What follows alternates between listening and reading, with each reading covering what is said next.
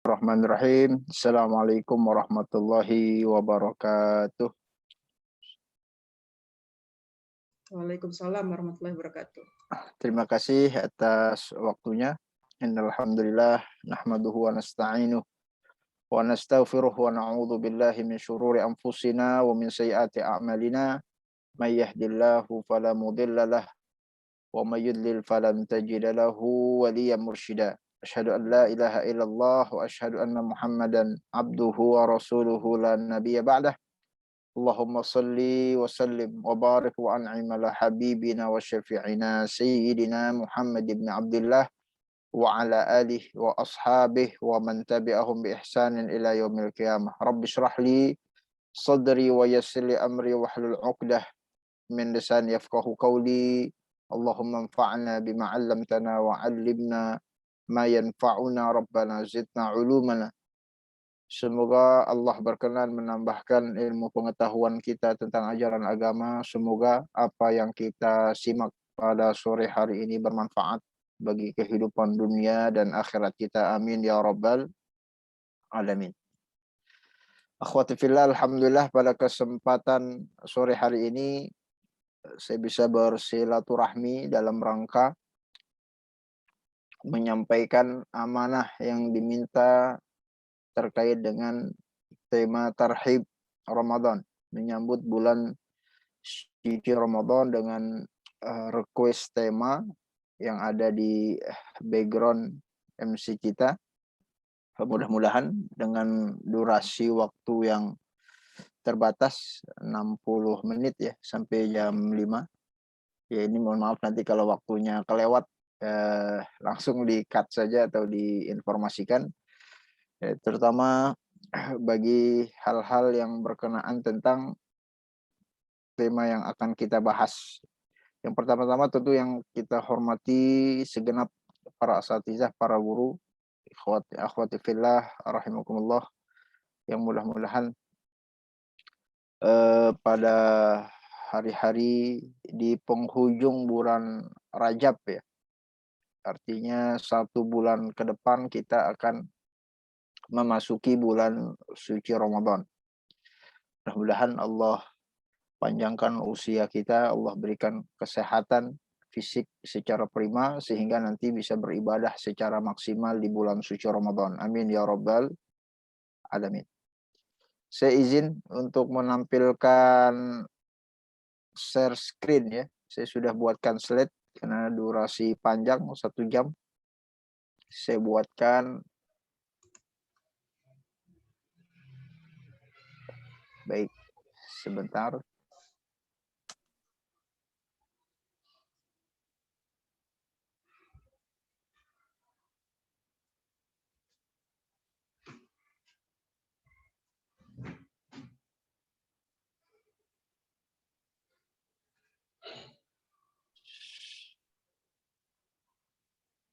Muncul?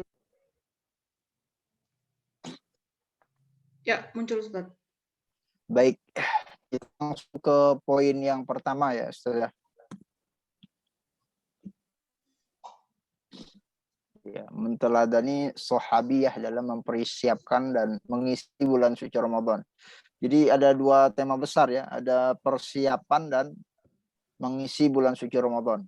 Ya ini materi yang cukup banyak ya, namun kita upaya untuk meringkas dari 2 sisi persiapan dan pengisian di bulan suci Ramadan yang kita ambil dari cuplikan-cuplikan sejarah para sahabiat atau para sahabat Rasulullah Shallallahu Alaihi Wasallam. Baik.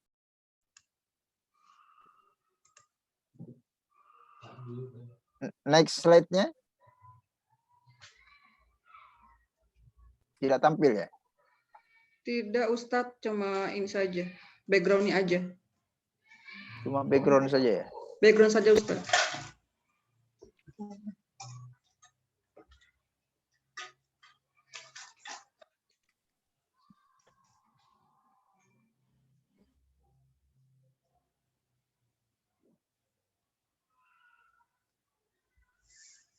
Baik. Atau saya kirimkan filenya ke MC kita. Boleh Ustaz. Ustazah Fitri ya? Ya. Baik, sudah saya kirim. Baik, sambil kita menunggu tampilan slide-nya, ya kalau di sini tampil ternyata rekan-rekan di sana tidak bisa melihat, sambil dipersiapkan dengan host, maka yang pertama yang ingin kita sampaikan bahwa yang dilakukan oleh para sahabat Rasulullah Sallallahu Alaihi Wasallam dalam mempersiapkan bulan suci Ramadan ini ada riwayat dari Ibnu Rajab Al-Hanbali yang beliau mengatakan rahimahullahu taala bahwa kanu yad'una Allah taala sittata ashhur ayuballighahum Ramadan. Jadi para sahabat itu dalam mempersiapkan bulan suci Ramadan 6 bulan sebelumnya sudah berdoa kepada Allah Subhanahu wa taala agar umur mereka itu disampaikan oleh Allah Subhanahu wa taala di bulan suci Ramadan.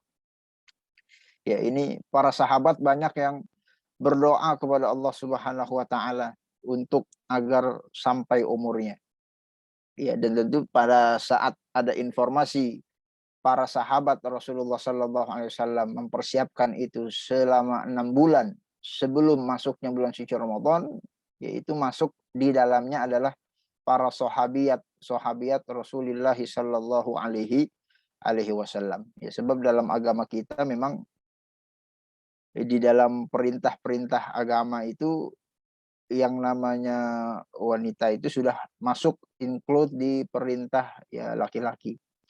Seperti misalnya firman Allah Subhanahu wa taala, ya ayyuhallazina amanu kutiba alaikumusiyam kama kutiba alal ladzina min qablikum la'allakum tattaqun. Ya, perintah puasa itu kutiba alaikum kepada kalian laki-laki. Ya, ini kalau kita lihat dari sisi bahasa Arabnya. Alaikum itu laki-laki. Kalau alaikunna itu baru buat perempuan. Tapi perintah Allah di dalam Al-Quran itu pakainya alaikum buat laki-laki.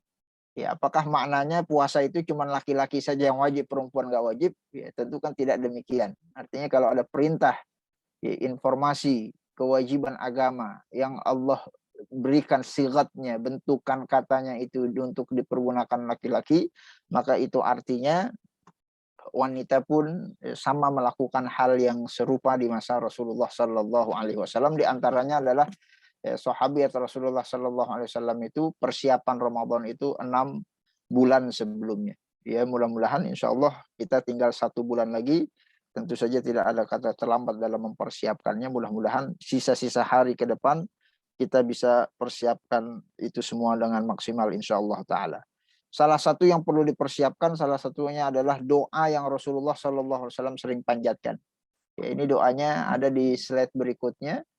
Saat Rasulullah Sallallahu Alaihi Wasallam membaca doa Allahumma barik lana fi Rajab wa Sya'ban wa balighna Ramadan. Agar Allah berkati kita di bulan Rajab dan di bulan Sya'ban. Rajab sudah di penghujung, Sya'ban ya tinggal esok hari, ya maka mudah-mudahan disampaikan di bulan suci Ramadan. Ini doa yang disampaikan oleh Rasulullah. Riwayat Imam Bazzar. Ya, meskipun sebagian ulama menilai hadis ini hadis dhaif, lemah dari sisi hujjah, namun di dalam berdoa tentu selama itu bernilai kebaikan dan tidak bertentangan dengan nilai-nilai syariat, diperbolehkan kita menjadikan ini sebagai ritual amalan doa yang senantiasa dibaca oleh Rasulullah Sallallahu Alaihi Wasallam. Allahumma barik lana fi Rajab wa Sya'ban wa balighna Ramadan. Dan tentunya kalau Rasulullah baca doa ini, dan pasti para sahabat dan sahabiat di masa Rasulullah Sallallahu Alaihi Wasallam pun akan melakukan hal yang serupa, sebab para sahabat dan sahabiat Rasulullah itu adalah orang-orang yang memang berpegang teguh untuk senantiasa menjalankan apa yang disunahkan oleh baginda Rasulullah Sallallahu Alaihi Wasallam. Ya, rekan-rekan ikhwati fillah, atau kalau kita ingin mau redaksi doa yang berbeda, ada juga redaksi doa yang kedua yang saya sampaikan dalam slide yang diinformasikan dari Yahya bin Abi Katsir. Ya, salah satu doanya Allahumma sallimni ila Ramadan wasallim li Ramadan wa tasallamhu minni mutaqabbala. Ya, yang penting intinya kita berdoa kepada Allah Subhanahu wa taala, mendekatkan diri kepada Allah, minta kepada Allah, mudah-mudahan Allah berikan kita umur yang panjang sampai ke bulan suci Ramadan sehingga kita bisa melaksanakan apa yang diperintahkan oleh Allah dan Rasul-Nya di bulan suci Ramadan. Dan itulah yang dipersiapkan oleh para sahabat baginda Rasulullah sallallahu alaihi wasallam. Itu yang pertama.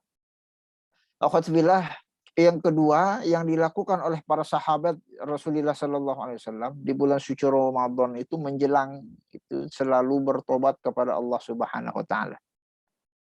Ya, perhatikan firman Allah yang sering kita dengar, wa tubu ilallahi taubatan nasuha ayyuhal mu'minun.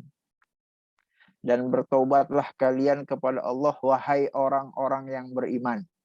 Ya, ini lagi-lagi perintah teks redaksi di dalam Al-Qur'an itu sering diperintahkan buat laki-laki. Al-mu'minun, yang beriman laki-laki, tapi maknanya bukan cuma buat laki-laki tapi juga buat ya kaum hawa para wanita. Ya, sebagaimana tadi kita sampaikan bahwa puasa diperintahkannya alaikum buat laki-laki, tapi kewajibannya bukan hanya laki-laki, tapi juga bagi para kaum wanita. Dan tentu saja pada saat Allah perintahkan bertobat, ya pasti ya para sahabat Rasulullah Sallallahu Alaihi Wasallam itu menjalankan perintah Allah Subhanahu Wa Taala. Ya, artinya kalau itu diperintahkan di bulan suci, di luar bulan suci Ramadan, itu artinya di bulan suci Ramadan lebih memungkinkan para sahabat Rasulullah Sallallahu Alaihi Wasallam itu bersemangat untuk bertobat kepada Allah Subhanahu wa Ta'ala. Ikhwati fillah, saya ingin berikan satu contoh betapa para sahabat dan sahabat Rasulullah itu kalau mendengar perintah Allah di dalam Al-Quran, mereka langsung ya serta-merta mengaplikasikannya pada saat hari itu juga mereka mendapatkan perintahnya. Ya, seperti contoh yang kita sampaikan di slide berikut, ada hadis yang diriwayatkan oleh Imam Bukhari. Ya, dulu di awal kali pertama diturunkannya informasi mengenai tentang keharaman minuman keras, khamar. Ya, itu ada sahabat ya, dia lagi nuangin ya, minuman campuran kurma muda dicampur tamar ya, kepada Abu Talhah, kepada Abu Junadah dan kepada Suhail. Ya, lalu kemudian tiba-tiba dia mendengar informasi Allah mengharamkan khamar. Lalu apa yang dia sampaikan? Ya, faqazaftuha wa ana saqihim wa asgharuhum. Maka serta-merta itu khamar yang lagi saya tuangin, saya tumpahkan di depan mata, padahal saat itu saya menjadi seorang pelayan yang harus menjamu para tamu untuk meminum apa yang saya suguhkan. Ini luar biasa. Jadi walaupun dia tugasnya sebagai pelayan, menuangkan minuman kepada para tamunya, ya ternyata yang dituangkan itu khamar. Saat dia tuangkan, itu khamar masih halal. Tapi pada saat Allah perintahkan khamar itu sesuatu yang haramkan, serta-merta itu dicampakkan sesuatu yang dia tuangkan, padahal asgharuhum dalam hadis disebutkan, aku umurnya saat itu usianya lebih muda dibandingkan sahabat-sahabat yang ada di depan saya, dalam rangka ingin menjalankan perintah Allah Subhanahu wa Ta'ala. Alhamdulillah, saya ingin kasih contoh yang kedua, betapa dahsyatnya para sahabat dan para sahabiat untuk menjalankan perintah Allah pada saat mereka mendengarnya perintah Allah itu secara langsung. Ya, hadis informasi yang kita sampaikan ya, di slide yang selanjutnya mengenai tentang peristiwa diturunkannya kewajiban ayat hijab kepada kaum muslimah di masa Rasulullah Sallallahu Alaihi Wasallam. Ya, masih ingat tentang peristiwa asbab an-nuzul saat Allah turunkan surat An-Nur ayat 31. Ya, belum muncul ya. Ya, di slide-nya. Baik, ini dia. Pada saat pergumulan Rasulullah Sallallahu Alaihi Wasallam sampaikan dari Sayyidah Ibunda Aisyah radhiyallahu anha. Kata Sayyidah Aisyah, yarhamullahu nisa'al muhajirat al-awwal. Ya, semoga Allah merahmati para wanita muhajirat generasi awal saat Allah turunkan firman-Nya wal yadribna bi ala juyubihinna. Ya, maka hendaklah kaum wanita itu ya membuat khumurnya itu, pakaian-pakaiannya menutupi auratnya, serta merta di dalam informasi sahabiat di masa Rasulullah Sallallahu Alaihi Wasallam menyobek kain sarung selimut untuk mereka dijadikan kerudung agar tertutup auratnya pada saat Allah perintahkan untuk melakukan hal itu semua. Akhwatifillah, dari sini kita ingin memberikan satu gambaran sikap sahabiat Rasulullah Sallallahu Alaihi Wasallam terhadap perintah Allah Subhanahu Wa Taala. Jadi saat khamar diharamkan, walaupun lagi nuangin khamar, ya itu dicampakkan. Pada saat ayat menutup aurat diturunkan, pada saat mereka tidak berhijab, lalu serta mereka secara langsung menutup aurat mereka masing-masing. Ya, maka di sini dalam konteks poin kedua yang ingin kita sampaikan, maka pada saat Allah perintahkan watubu ilallahi jami'an ayyuhal mu'minun, bertobatlah kalian wahai orang-orang yang mengaku beriman kepada Allah. Sudah pasti para sahabat Rasulullah dan sahabiat Rasulullah termasuk di dalamnya itu bertobat kepada Allah Subhanahu wa taala, itu merupakan bagian dari perintah Allah. Dan kalau bertobatnya di luar bulan suci Ramadan itu perintah, apalagi kalau sudah masuk menjelang bulan suci Ramadan, itu pasti lebih memungkinkan mereka untuk senantiasa bertobat kepada Allah Subhanahu wa taala. Oleh karena itu, ikhwatifillah, poinnya di sini adalah maka bagi kita para muslimah yang ingin menjadikan sahabiat tauladan di dalam mempersiapkan diri kita menjelang bulan suci Ramadan, maka bertobatlah kita kepada Allah Subhanahu wa taala. Ya, mungkin ada sebagian dari akhwatifillah muslimah yang mungkin ya, jilbabnya itu masih belang-belentong misalnya. Itu ada di gambar slide yang selanjutnya. Ya, hari ini pakai kerudung tutup, ya besok lepas kerudung terbuka. Jadi kerudungnya buka tutup. Ya itu kerudung apa kulkas, buka tutup. Ya padahal itu adalah perintah Allah Subhanahu wa taala. Maksudnya adalah bagi muslimah yang mungkin kerudungnya ya masih tutup buka kayak kulkas tadi, ya hendaklah menjelang bulan suci Ramadan ya untuk menguatkan tekad hati untuk menutup auratnya secara baik dan benar.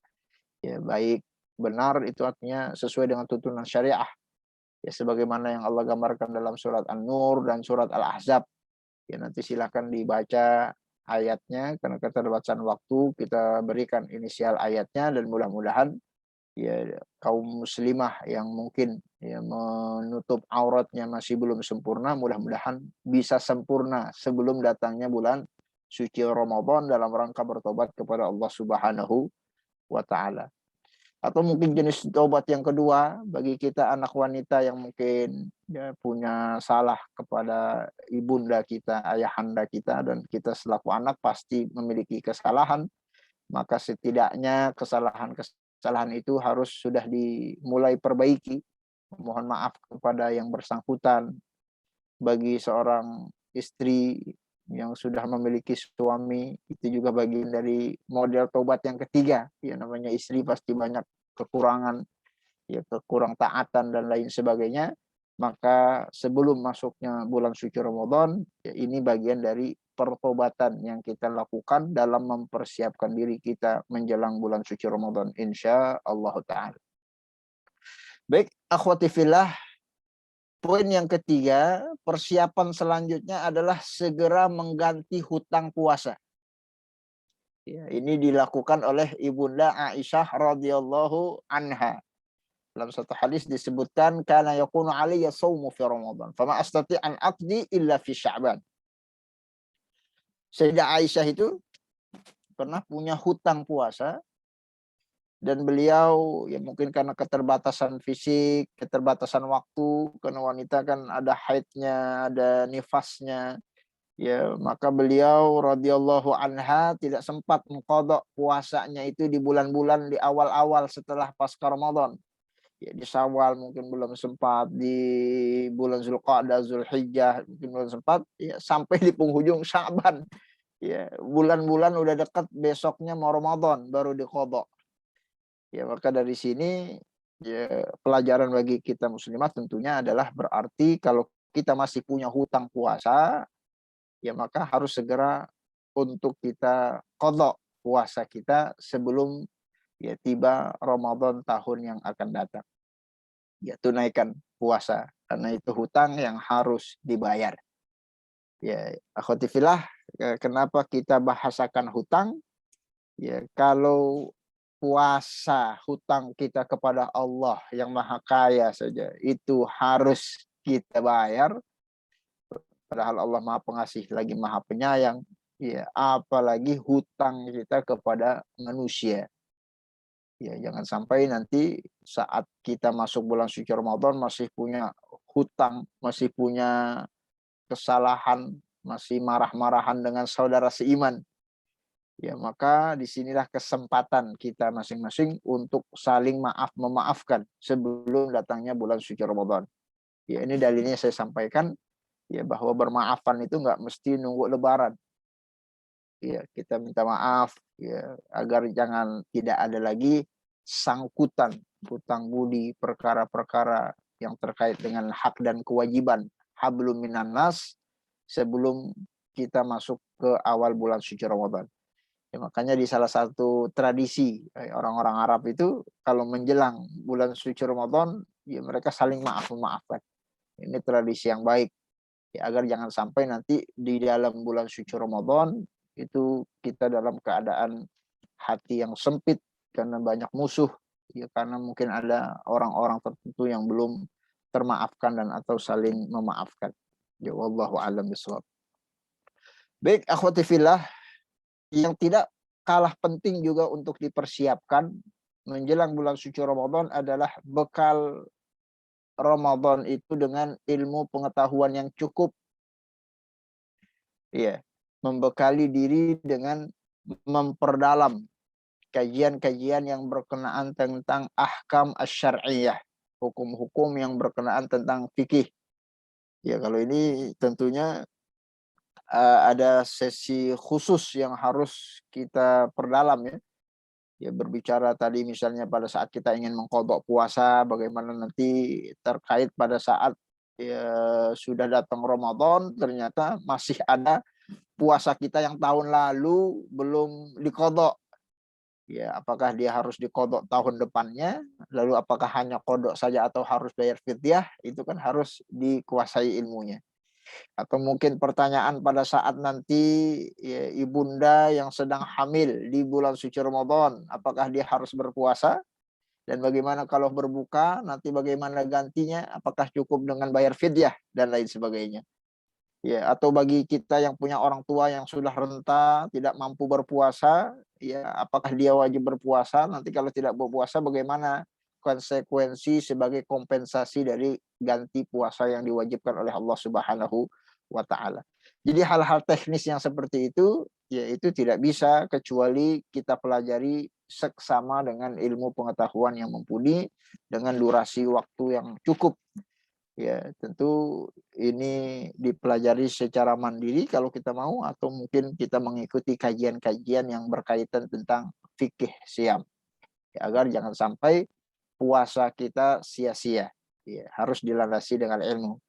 Ya, kata Sayyidina Umar bin Abdul Aziz, ya, man abbadallahu bi ghairi ilmin kana ma yufsidu aktsaru mimma yuslih. Ya, orang itu kalau menyembah Allah Subhanahu wa taala tanpa ilmu itu amat sangat memungkinkan salahnya itu lebih condong dibandingkan dengan benernya.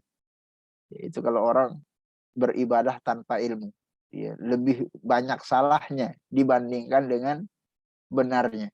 Ya, makanya agar ibadah kita tidak keliru, maka landasilah dengan ilmu pengetahuan. Sediakan waktu yang cukup. Ya, sisihkan waktu yang cukup untuk kita membaca buku yang berkait tentang fikih siam. Sisihkan waktu untuk mengkaji kajian-kajian yang berkait hukum-hukum puasa. Ya, tentu saja ya, ini bukan kajian kita pada sore hari ini. Ini hanya sekedar mengingatkan kita semua untuk membekali Ramadan kita dengan ilmu agar lebih bermakna insya Allah Ta'ala. Akhwatifillah, sebab puasa itu bukan hanya menahan haus dan dahaga. Ya, Ya, puasa itu harus jaga hati, ya, jaga telinga, jaga mata di slide yang selanjutnya. Ya, ya ini baru tadi disampaikan. Ya, udah ada yang nanya, apakah orang tua yang sudah tua renta harus bayar fidyah atau tidak? Nah, itu yang kita maksud. Jadi kita pelajari ilmunya. Jadi banyak hal-hal yang berkenaan dengan hukum fikih, termasuk masalah misalnya apakah seseorang itu kalau waktu imsak masih boleh makan atau tidak. Ya, apa definisi puasa lughatan syar'an secara terminologi dan etimologi. Ya, lalu bagaimana pada saat orang lagi puasa, kemudian dia di siang hari mulutnya mohon maaf sudah bau, apakah boleh dibersihkan dengan gosok gigi atau tidak? Saat dia sholat asar nanti dia masih puasa, apakah wudhunya harus kumur-kumur atau tidak? Jadi hal-hal yang demikian memang harus dilandasi dengan ilmu dan itu harus menyisihkan waktu yang cukup untuk mempelajarinya insyaallah taala. Wabil khusus apa yang kita sampaikan, apalagi puasa itu bukan hanya berbicara tentang hukum-hukum yang zahir, ada hukum-hukum yang batin. Kalau puasa itu bukan cuma nahan lapar, nahan haus, ya, tapi juga harus menjaga hati, menjaga mata, menjaga telinga, menjaga mulut. Jangan gosip, jangan gibah, jangan melakukan hal perkara yang sia-sia, yang mungkin secara fikih itu tidak membatalkan puasa, tapi bisa menggugurkan pahala puasa. Ini yang sebenarnya lebih kita khawatirkan. Ya, sehingga kita bakalan sia-sia puasanya. Ya, bakalan istilahnya melakukan perkara sesuatu yang tidak bermanfaat untuk kehidupan akhirat kita. Apalagi Rasulullah pernah memprediksikan dalam suatu sabda hadisnya yang sering kita dengar, itu hadisnya ada di slide selanjutnya. Kata baginda Rasulullah sallallahu alaihi wasallam, kam min shaimin laisa lahu min siyamihi illal ju' wal atash. Ya, betapa banyak orang yang berpuasa ternyata dia nggak dapat apa-apa dari puasanya kecuali cuman lapar saja. Ya, kenapa lapar? Ya, dia nggak makan dari pagi sampai maghrib, dia lapar. Ya, ini kam min shaim kalau dalam bahasa Arab itu artinya lil kasrah sebenarnya, bukan berapa banyak, tapi banyak sekali orang yang puasa itu ternyata dia nggak dapat apa-apa. Kam min shaim, yang dia dapat cuma lapar, dalam riwayat lain wal atas, haus dahaga. Kenapa haus? Dari pagi dia nggak minum, tapi dia dapatnya itu aja. Laparnya dia dapat, hausnya dia dapat, pahala dia nggak dapat. Ya, kenapa nggak dapat pahalanya? Mungkin sudah habis, ya, dengan dosa lisannya, riba, fitnah, gunjing. Mungkin sudah habis dengan dosa telinganya. Mungkin habis dengan dosa matanya. Ya, mungkin habis dengan aktivitas keseharian yang bertentangan dengan prinsip kebaikan yang diajarkan dalam nilai-nilai berpuasa. Ya, oleh karena itu ini perlu adanya kajian ilmu agar puasa kita tidak sia-sia. Mudah-mudahan Allah jadikan puasa kita tidak sia-sia. Amin ya rabbal alamin. Baik, akhwati fillah, hal yang lain juga yang kita ambil pelajaran ya dari informasi sahabat baginda Rasulullah sallallahu alaihi wasallam, ya setidaknya melaksanakan warming up, ibarat kata persiapan pemanasan.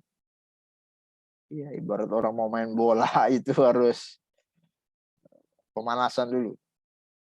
Ya, ini Ramadan banyak aneka macam ragam ritual ibadah yang bisa kita lakukan. Ya, kalau kita nggak pemanasan, khawatir nanti kram kita punya fisik. Ya, khawatir kaget. Ya, nggak biasa baca Quran, tiba-tiba ngatamin Quran di bulan suci Ramadan. Nggak pernah puasa selama 11 bulan, tiba-tiba lalu kemudian puasa sebulan full. Ya, nggak pernah sholat tahajud, tiba-tiba sholat tahajud tiap malam dalam pelaksanaan sholat tarawih. Ya, ini nanti akan shock. Ya, maka untuk itu setidaknya kita warming up, ya, mengadakan latihan-latihan. Ya, latihan-latihan itu ya, ini diinformasikan oleh para sahabat Rasulullah Sallallahu Alaihi Wasallam, di antaranya adalah motivasi untuk melaksanakan puasa di bulan Rajab. Ya, ternyata Rasulullah SAW itu banyak puasa di bulan suci Rajab, diberikan informasi hadis, motivasi tentang pahala yang dijanjikan. Ya, di surga itu nanti ada surga yang sungainya mengalir, dan sungai-sungai itu adalah bagi mereka yang puasa di bulan suci Rajab, yang warnanya lebih putih dari susu, asyaddu bayadan minal laban wa ahla minal asal, lebih manis ya dari madu. Mereka yang puasa ini dijanjikan pahalanya sama Rasulullah sallallahu alaihi wasallam. Apalagi udah dekat-dekat Ramadan, ini masuk Sya'ban, ya Rasulullah informasikan itu dalam satu hadis. Aisyah, ya ibunda Aisyah bercerita, ya. Mana dia ini Ibnu Syayyah. Lam yakun Nabi sallallahu alaihi wasallam yasumu syahran aktsar min Sya'ban. Rasulullah itu nggak pernah puasa lebih banyak dibandingkan bulan-bulan lain selain beliau puasa di bulan Sya'ban. Jadi Rasulullah itu kalau datang bulan Sya'ban puasa banyak. Nggak pernah puasanya lebih banyak di bulan-bulan lain. Kenapa? Bagian dari pemanasan puasanya Rasulullah SAW sebelum nanti kita masuk ke kancah pertandingan puasa di bulan suci Ramadan yang memang full selama 1 bulan penuh. Fa innahu kana yasumu Sya'ban kulluh, dan Rasulullah hampir saja berpuasa di bulan Sya'ban selama sebulan penuh dalam rangka pemanasan. Ya, lanjut slide selanjutnya. Sebelumnya baik diinformasikan bahwa di bulan Sya'ban, ya, nanti besok dan lusa saat kita masuk bulan Sya'ban, ya disitulah Rasulullah banyak berpuasa. Yang diinformasikan di sana kata baginda Rasulullah, wa syahrun turfa'u fihil a'mal. Ya, bulan itu di sana nanti diangkat amal ibadah kita kepada Allah Subhanahu wa taala. Dan Rasulullah menginginkan dan menyukai saat amal ibadahnya diangkat, dilaporkan kepada Allah oleh malaikat pencatat, beliau dalam keadaan berpuasa. Ya, makanya sunnah memperbanyak puasa di bulan Sya'ban dalam rangka pemanasan sebelum kita puasa beneran tanda kutip di bulan suci Ramadan secara full 1 bulan namanya. Ini kan udah, kalau udah semua. Baik. Aduh, lalu kemudian juga termasuk ibadah yang diperbanyak di malam nisfu Sya'ban. Ya, ini sering ditanyakan oleh masyarakat kita. Ya, bagi kaum muslimin, ya kita simak ini hadis dari Abu Musa al-Ash'ari, sahabat Rasulullah SAW. Ini hadisnya dimasukkan ke dalam silsilah al-ahadis al-sahihah, silsilah al-ahadis as-sahihah oleh Nasiruddin Albani. Ya, kenapa saya kutip Albani sebagai referensi? Ya, ini ingin menegaskan saudara kita yang mungkin seringkali membid'ah-bid'ahkan ritual ibadah yang dilakukan oleh kaum muslimin di malam nisfu Sya'ban, bahwa ternyata Rasulullah di dalam hadis sahih ya menginformasikan bahwa innallaha la yattali'u fi lailatin nisfi min Sya'ban. Allah itu nanti di malam paruh pertengahan di bulan Sya'ban, ya itu Allah akan mendatangi makhluk-makhluknya di bumi, fayaghfiru li jami'i khalqihi, untuk memberikan ampunan kepada makhluk-makhluknya, kecuali illa li musyrikin au musyahid, mereka yang mempersekutukan Allah dan mereka yang masih bermusuhan dengan saudaranya seiman, musyahid. Ya, jadi di malam nisfu Sya'ban ini Allah mengampuni dosa-dosa, kesalahan, kekeliruan kaum muslimin. Yaitu artinya ini satu motivasi dari Rasulullah bahwa malam nisfu Sya'ban itu adalah malam ampunan. Allah ingin mengampuni kita, makanya kita isi dengan perbuatan doa, kita isi dengan sholat, kita isi dengan baca Quran, kita isi dengan sedekah, kita isi dengan sholat qiyamul lail, kita isi dengan berbagai macam kebaikan-kebaikan yang bernilai pahala, agar Allah mengampuni kita semua. Amin ya rabbal alamin. Dan ampunan itu tidak berlaku bagi orang yang mempersekutukan Allah. Nauzubillah kalau di antara kaum muslimin mempersekutukan Allah. Dan tidak berlaku bagi mereka yang bermusuhan dengan saudara seiman. Ya, jadi makanya kenapa tadi ada tradisi menjelang bulan suci Ramadan, orang saling maaf-maafan. Ya, agar hilang ya rasa kesalahan-kesalahan itu, tidak ada lagi dosa di antara kita yang terkait dengan hablum minan nas, agar kita termasuk orang yang mendapat ampunan dari Allah Subhanahu wa taala. Iya. Baik, akhwati fillah, kita percepat karena waktunya tinggal 15 menit lagi. Yang juga tidak kalah penting, memperbanyak amaliyah Ramadan. Ya, ini kalau sudah masuk bulan suci Ramadan. Ya, ini banyak informasi dari para sahabat ya. Yang antaranya dalam riwayat dalam kitab Syiar Alam An-Nubala. Ya, ini Imam Qatadah menghatamkan Quran setiap 7 hari sekali jika masuk bulan suci Ramadan. Ya, biasa beliau menghatamkan Quran 7 hari sekali. Berarti seminggu sekali itu. Kalau seminggu sekali berarti beliau radhiyallahu anhu membaca Qur'annya itu ya begitu intens. Dan bahkan dalam riwayat disebutkan setiap masuk bulan suci Ramadan beliau menghatamkan setiap 3 hari sekali. Ya, apalagi kalau sudah masuk Ashrul Awakhir. Dan itu juga tidak dilakukan oleh beliau sendirian. Ada Imam Bukhari misalnya, riwayat hadis sahih, menghatamkan Quran di siang bulan suci Ramadan itu 1 kali. Ya, tiap siang hatam 1 kali, tiap siang. Ya, berarti sebulan 30 kali hatam. Itu belum dihitung dengan khataman Quran yang beliau khatamkan tiap malamnya saat pelaksanaan sholat tarawih, itu dikhatamkan per 3 hari sekali. Ya, per 3 hari sekali hatam berarti kan dalam 1 bulan itu ada 10 kali hatam. Berarti 10 ditambah 30 kali hatam, 40 kali hatam dalam bulan suci Ramadan. Itu yang disampaikan oleh Imam Bukhari rahimahullah ta'ala.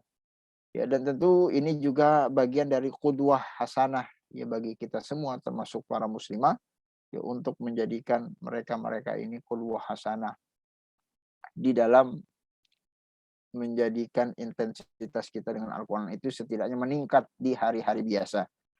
Ya, maksudnya bagi kita yang biasa baca Quran 1 hari one day one juz misalnya, ya berarti nanti masuk bulan suci Ramadan jangan one day one juz lagi, ya one day 2 juz begitu ya. One day 3 juz ya, sesuai dengan kemampuan yang bisa kita lakukan. Ya.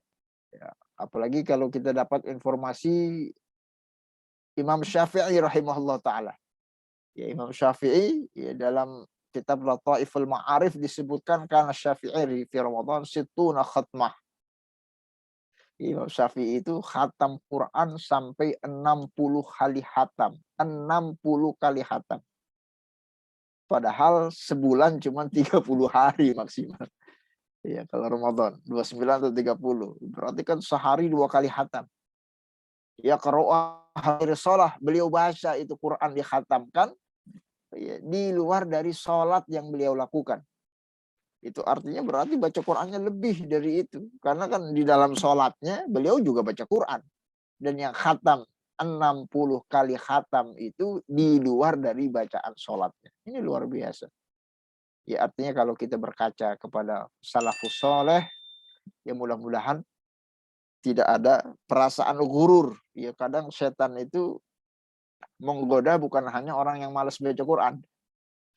Ya, kalau orang yang malas baca Quran mah gak usah digoda. Emang udah malas dia, Qurannya gak dibaca. Justru setan itu menggoda orang yang rajin baca Quran. Ya, kalau di antara kita mungkin ada yang rajin, Masya Allah, khatam sebulan sekali. Perasaan kayaknya di Jakarta Utara saya aja yang khatam sebulan sekali. Ada perasaan gurur. Ya, merasa banyak ibadahnya. Merasa ahli sorga aja. Yang lain udah bid'ah, dolalah, sesat, masuk neraka. Ya, seolah-olah sorga udah di tangan. Ya, perasaan-perasaan itu harus dikikiskan. Caranya dengan kita membaca sirah salafus soleh tentang betapa dahsyatnya mereka beribadah kepada Allah, sehingga kita berkaca, Masya Allah, bacaan Quran kita itu belum seujung kukunya yang dilakukan oleh orang-orang soleh sebelum kita. Sehingga terkikis perasaan sombong, perasaan angkuh, congkak, merasa paling soleh. Dan mudah-mudahan dengan itu termotivasi untuk menambah kualitas dan kuantitas dari ibadah yang kita lakukan kepada Allah Subhanahu wa ta'ala. Alhamdulillah, ini ada trik ya dari PKS Art, saya kutip, ya mungkin masing-masing kita juga punya strategi bagaimana ya bisa membaca Quran secara tertarget di bulan suci Ramadan yang akan datang. Ya tentu ya silakan saja disesuaikan dengan kemampuannya ya, agar kita punya gambaran jelas. Artinya kalau kita pengen cita-cita sebulan Ramadan itu khatam, berarti minimal kan seharus 1 juz harus dibaca.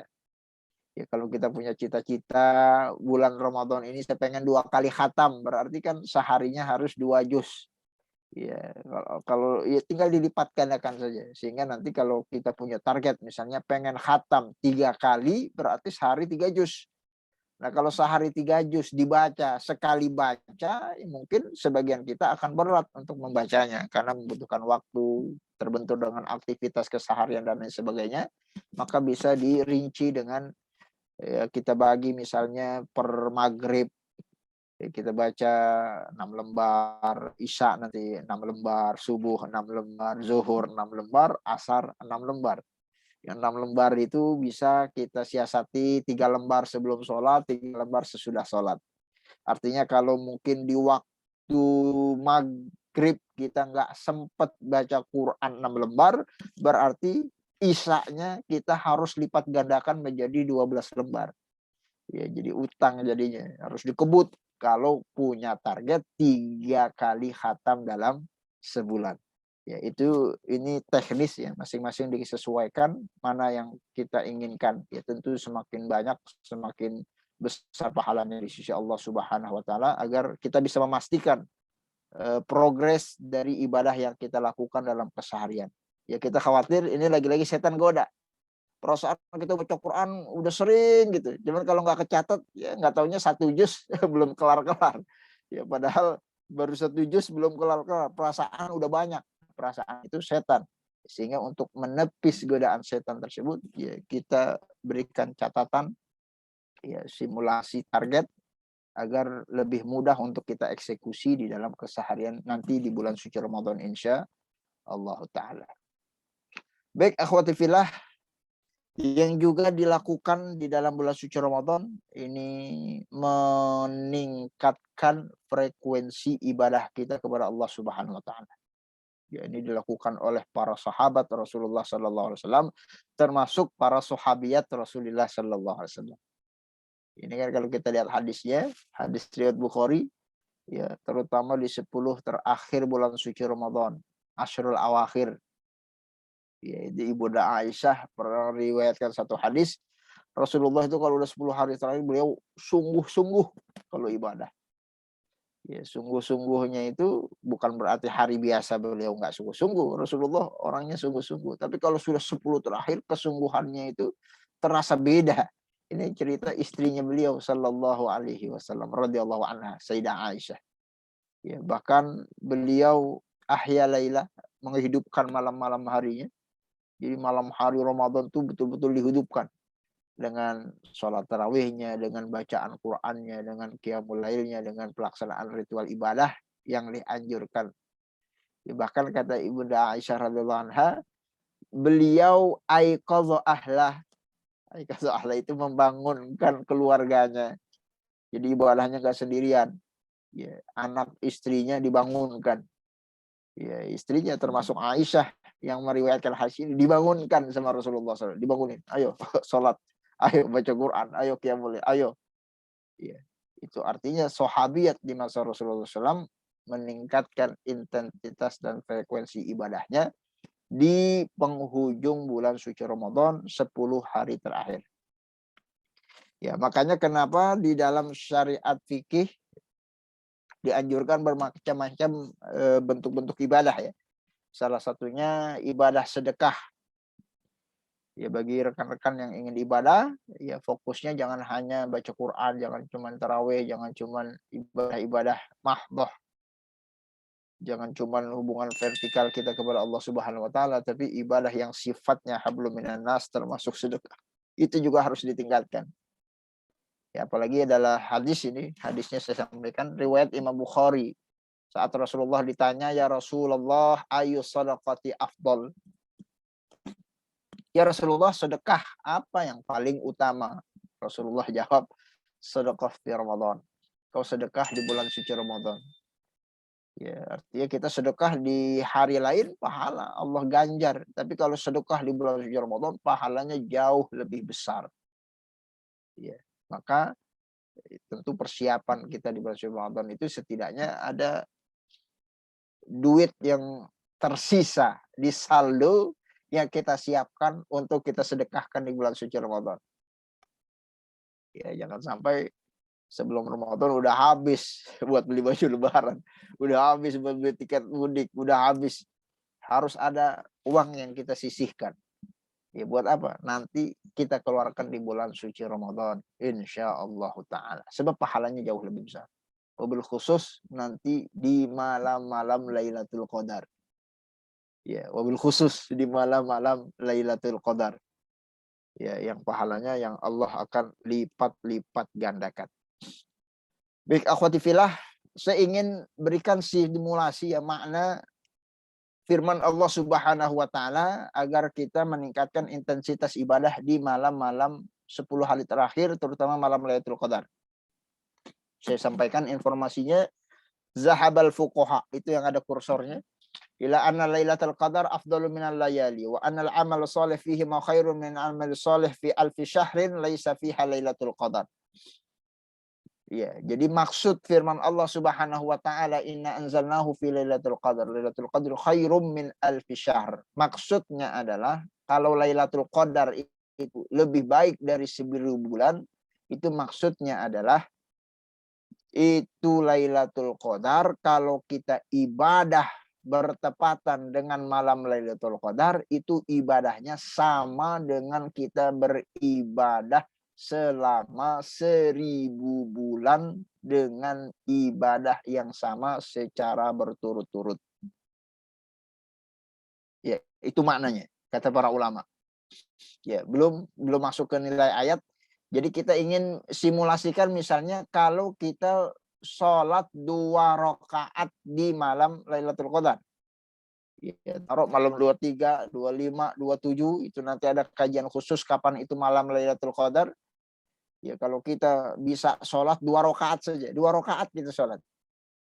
Itu pahalanya enggak 2 rakaat. Ya, berdasarkan penjelasan ulama, pahalanya 2 rakaat dikali 30. Ya, 30 itu ya dalam 30 dikali 1000. Ya, 1000 bulan ya. 1000 bulan.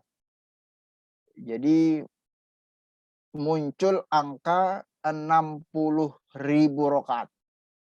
Jadi pahala yang akan kita raih itu 60.000 rakaat. Kalau sholatnya itu baru 2 rakaat. Ya, artinya kalau kita sholatnya 4 rakaat, pahalanya akan ditulis oleh Allah Subhanahu wa taala sebanyak 120.000 rakaat. Karena pengaliannya khairum min alfi syahr. Ya, bahwa satu malam lebih baik dari 1000 bulan. Ya, yang 1000 bulan itu kalau diakumulasikan ya 83 tahun plus 4 bulan.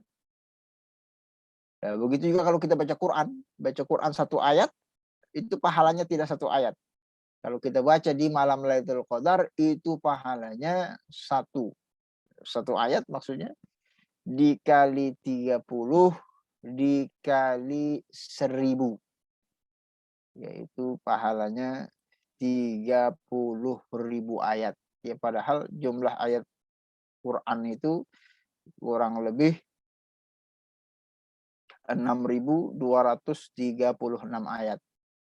Ya, itu Quran jumlah ayatnya. Ya, kalau kita baca satu ayat di malam Lailatul Qadar sama dengan 30.000 ayat. Artinya kita sudah khatam berkali-kali. Allah kasih pahala padahal yang kita baca baru satu ayat. Ya, termasuk masalah urusan sedekah. Ya, taruh misalnya kita sedekah goceng. Ini ada simulasinya. Sedekah goceng ya, 5.000 rupiah. Tapi kalau sedekahnya di bulan suci Ramadan di penghujung bertepatan dengan malam Lailatul Qadar, ya bisa diklik hitungannya, maka 5.000 dikali 30 dikali 1.000 itu sama dengan 150 juta Allah kasih pahala bagi hambanya yang sedekah 5.000 rupiah di malam Lailatul Qadar. Ya, itu baru 5.000. Bagaimana kalau 10.000? Bagaimana kalau 50.000? Bagaimana 100.000? Tinggal kita kalikan lagi. Ya, ini bagian dari keutamaan yang Allah berikan buat umatnya Nabi Muhammad Sallallahu Alaihi Wasallam yang umurnya pendek terbatas, namun Allah berikan lipat ganda dari pahala-pahalanya. Sehingga inilah rahasia kenapa para sahabat dan sahabiat termasuk Rasulullah Sallallahu Alaihi Wasallam dan keluarga besarnya, istri-istri beliau itu menghidupkan malam-malam bulan suci Ramadan, wabil khusus di 10 terakhir dengan harapan ketemu dapat malam Lailatul Qadar. Ya, biar bisa maksimal beliau dapatkan pahala dan mudah-mudahan kita bisa mengikuti jejak langkah para sahabat baginda Rasulullah Sallallahu Alaihi Wasallam. Baik, ikhwati fillah, termasuk nanti ibadah i'tikaf ya. Ya. Ya, ini juga bagian dari apa yang dilakukan oleh para sahabat. Ya, anna Nabi Sallallahu Alaihi Wasallam kana ya'takif. Rasulullah itu i'tikaf biasa. Ya, apalagi di 10 hari terakhir hatta tawafahu, sampai Rasulullah wafat. Ya, ibadah yang Rasulullah dawamkan sampai beliau wafat meninggal dunia itu i'tikaf. Summa i'takafa azwajuhu min ba'di. Ya, setelah Rasulullah wafat, istri-istri beliau, sahabat, ya, itu berpuasa dan juga beriktikaf. Ya, jadi iktikaf boleh bagi wanita dan itu dilakukan oleh para sahabat Rasulullah Sallallahu Alaihi Wasallam termasuk para istri-istri beliau. Ya, iktikaf, ya nggak kemana-mana, di masjid aja iktikaf. Ya, itu juga dalam rangka strategi untuk menjaga malam Lailatul Qadar. Ya kan kalau kita iktikaf di masjid, insya Allah akan dapat Lailatul Qadar, tidak akan kemana-mana. Pasti akan Allah berikan pahalanya bagi orang yang beriktikaf, insya Allah Ta'ala. Dan akhwati fillah, yang terakhir yang ingin kita sampaikan, ya waktunya tinggal 5 menit lagi. Salah satu juga yang bagian diamalkan oleh para sahabat itu memperbanyak zikir dan doa. Ya, ini pernah ditanya langsung oleh Ibunda Aisyah. Ya, Ibunda Aisyah itu pernah bertanya kepada baginda Rasulullah Sallallahu Alaihi Wasallam mengenai doa apa yang biasa dan patut untuk dibaca kalau kebetulan dapat malam Lailatul Qadar. Kata Rasulullah, Allahumma innaka afun tuhibbul afwa fa'fu anni. Ya Allah, sesungguhnya Engkau Maha Pengampun, ya maka ampunilah kami. Ya, ini yang ditanyakan oleh Ibunda Aisyah selaku sahabat. Dan tentu saja karena beliau yang bertanya dan Rasulullah yang menjawab, pasti jawabannya ini diamalkan oleh Ibunda Aisyah radhiyallahu anha. Jadi perbanyak baca doa, berzikir kepada Allah Subhanahu wa taala di hari-hari Ramadan kita agar Ramadan kita sesuai dengan qudwah hasanah yang diberikan oleh para sahabat. Baik, alhamdulillah, ini contohnya mungkin ada yang bertanya kenapa lebih banyak Aisyah ya? Ya karena Sayyidah Aisyah tentu salah seorang sahabiat yang paling banyak meriwayatkan hadis dibandingkan istri-istri Rasulullah yang lainnya. Ya, dalam disiplin ilmu mustalah hadis, Ibunda Aisyah itu adalah sosok yang banyak meriwayatkan hadis. Ya, wajar karena beliau istrinya Rasulullah Shallallahu Alaihi Wasallam. Ya, selain beliau ada memang Abu Hurairah, ada sahabat-sahabat lainnya, Anas bin Malik, ya selaku pembantunya Rasulullah. Ya, tapi Sayyidah Aisyah itu juga termasuk dalam nominator sahabiat yang paling banyak meriwayatkan hadis.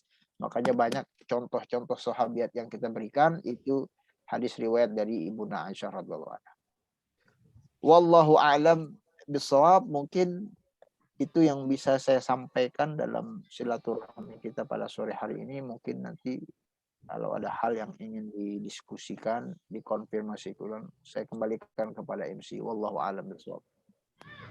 Ya, baik. Terima kasih Ustadz untuk materinya pada hari ini, di sore hari ini. Dan di sini sudah, alhamdulillah, sudah ada beberapa pertanyaan di chat box ya. Oke. Sebentar ya Ustadz. Saya akan kumpulkan dulu pertanyaannya.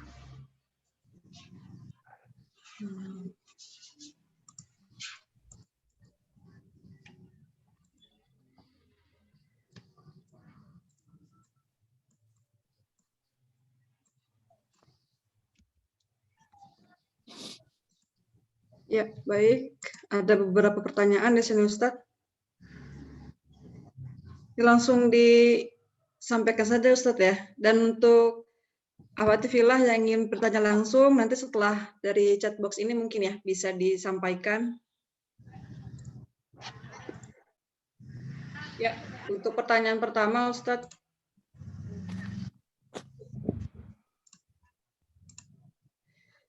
Tadi sudah dijawab Ustadz ya, dari Mukhlos.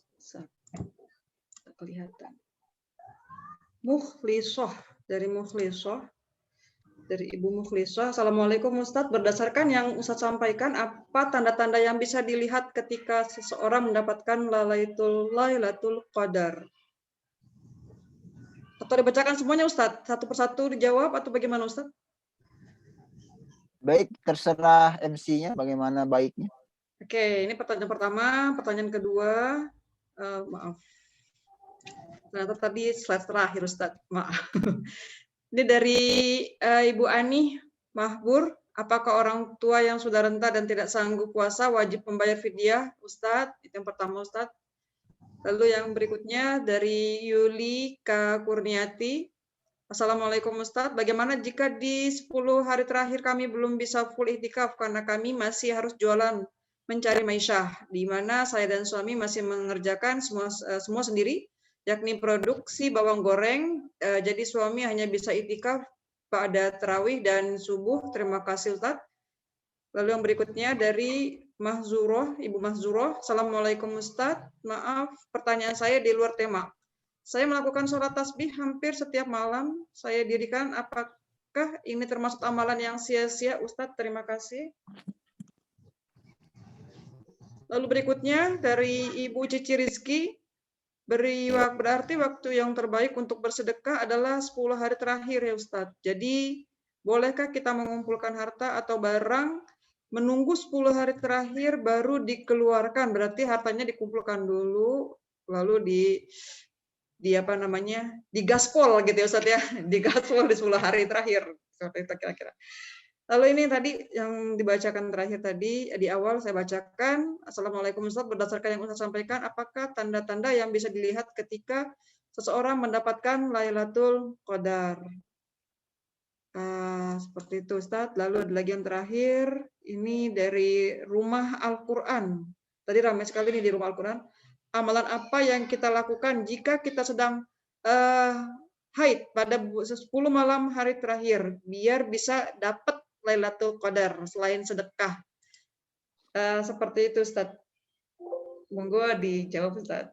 Baik, terima kasih Ustazah atas resume pertanyaannya. Mungkin satu-satu kita jawab secara singkat. Mungkin jawaban yang ingin saya sampaikan ditampilkan pertanyaannya karena tadi ada cukup banyak ya. Banyak Mungkin sekali. Baik. dilihat dari yang pertama dari siapa?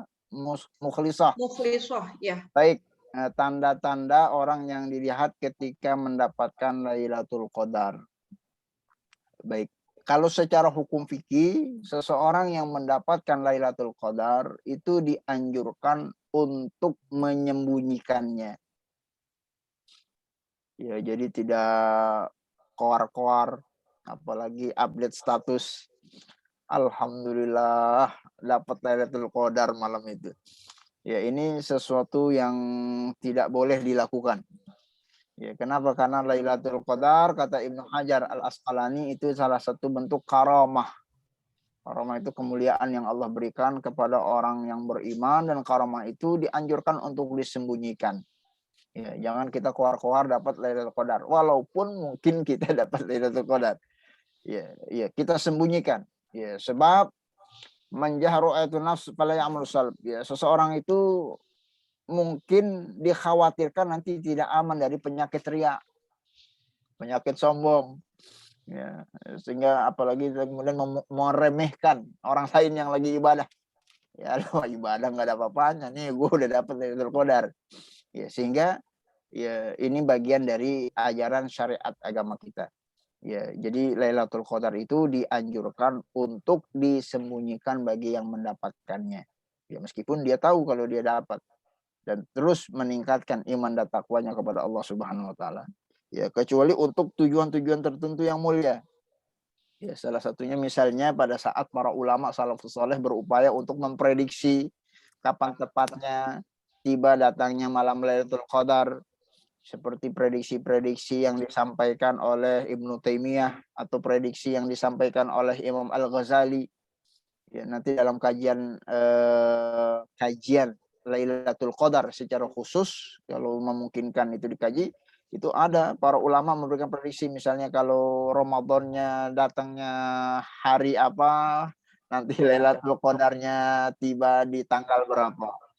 Ya, itu prediksi-prediksi itu berdasarkan pengalaman para ulama salafus soleh sebelum kita, dan ternyata Lailatul Qadar itu tepat jatuh di hari yang diprediksikan sebagai rumusan untuk memudahkan kaum muslimin setelahnya untuk mendapatkan malam Lailatul Qadar. Seperti juga prediksi yang disampaikan oleh Ibnu Taimiyah pada saat misalnya Lailatul Qadar itu akan tiba kalau malam Jumat bertepatan dengan malam ganjil misalnya. Nah, jadi kalau tujuannya untuk ilmu, tujuannya untuk memotivasi orang lain, maka diperbolehkan kita menginformasikan hal tersebut, ya, bukan dalam rangka ingin syuhrah, ingin agar kita keren, agar orang menganggap kita orang yang bertakwa, dan itu adalah salah satu bentuk godaan setan yang terkutuk. Nauzubillah, summa nauzubillah. Dan tentu saja salah satu indikasi, ya, ini para ulama juga membahas apa tanda indikasi kalau orang itu dapat malam Lailatul Qadar. Ya, salah satu indikasinya adalah orang tersebut akan lebih bertakwa dan beriman kepada Allah di hari-hari setelahnya. Ya, orang tersebut akan lebih semangat ibadahnya, orang tersebut akan lebih sedikit maksiatnya hari-hari ke depan.